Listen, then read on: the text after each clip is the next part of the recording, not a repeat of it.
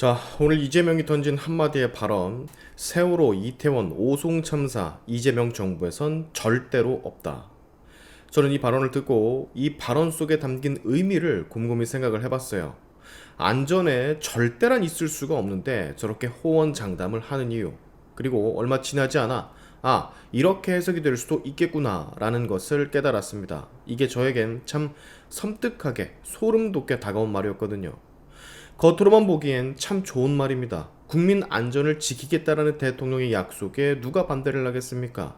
그러나 여러분, 이제는 발언의 이면을 보는 눈이 우리에겐 필요해요.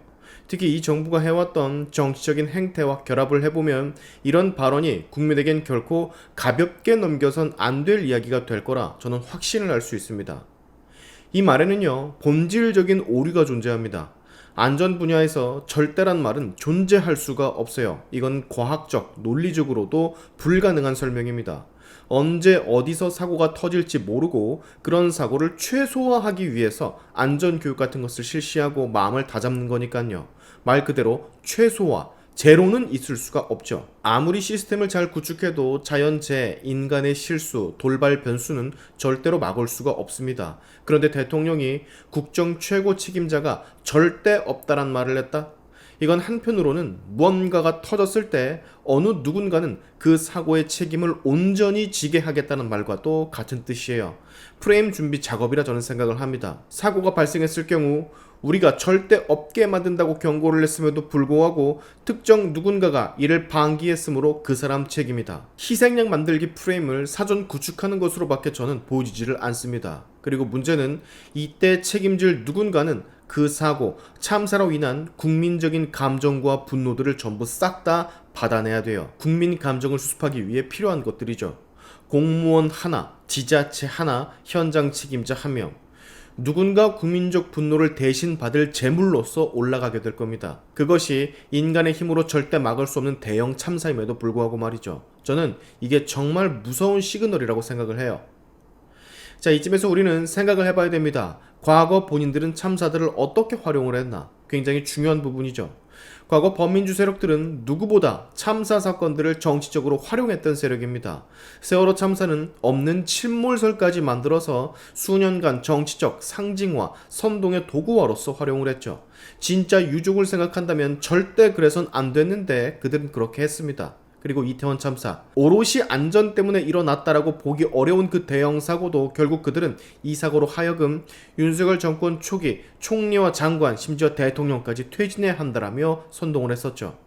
아무리 안전을 강화하더라도 그 군중들에서 누군가가 발을 헛디디면 일어날 수 있는 일, 이태원뿐만이 아니라 수많은 사람들이 모이는 쇼핑몰, 휴일의 놀이공원, 많은 인파가 모이는 정치 행사 등 어느 곳에서도 일어날 수가 있는 일입니다. 근데 그랬던 사람들이 우리 정부에선 이런 일이 절대 없게 하겠다? 이런 말을 어떻게 할 수가 있습니까?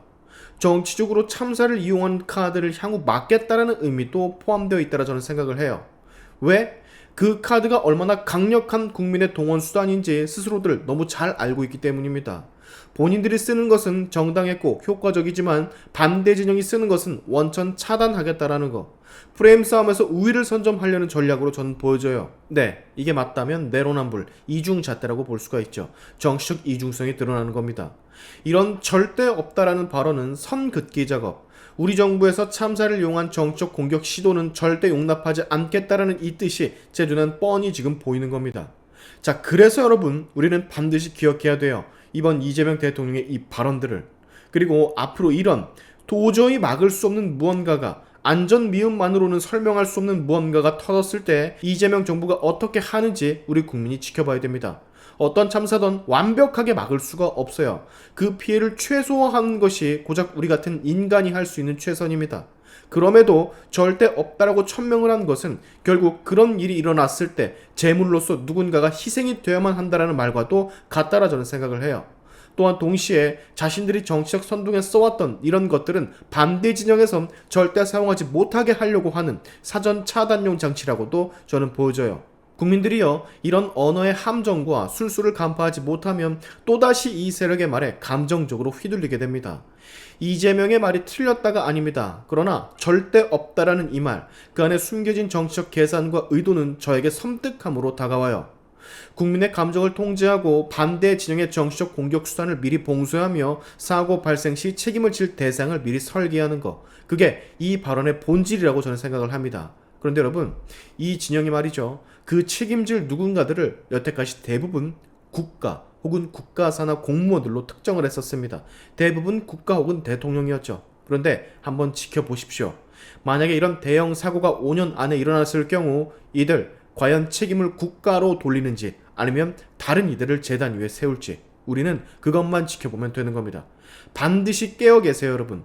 정치적 술수에 국민 감정이 또다시 이리저리 흔들리는 꼴 더 이상 보기가 싫거든요.